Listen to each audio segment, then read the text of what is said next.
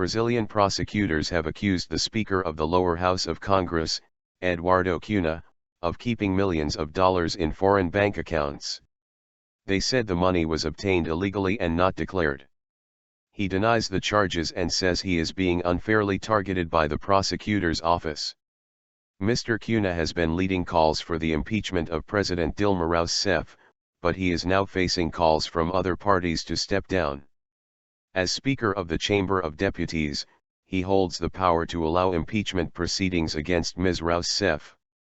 The main opposition parties made public a demand last week for Mr Cunha to resign. A request for his resignation had already come from government supporters in Congress.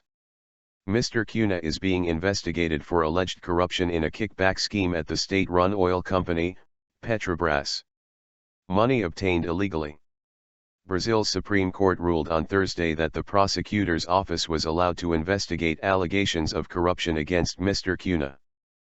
Prosecutors said on Friday that he hid millions of dollars in Swiss accounts opened in his wife's and his children's names.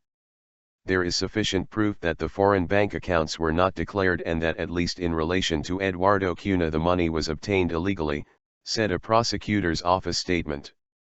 A Brazilian audit court ruled earlier this month that President Dilma Rousseff broke the law in managing last year's budget. She was accused of borrowing money illegally from state banks to make up for budget shortfalls. Government supporters say calls for an impeachment less than a year after Ms Rousseff was re-elected are tantamount to a coup attempt.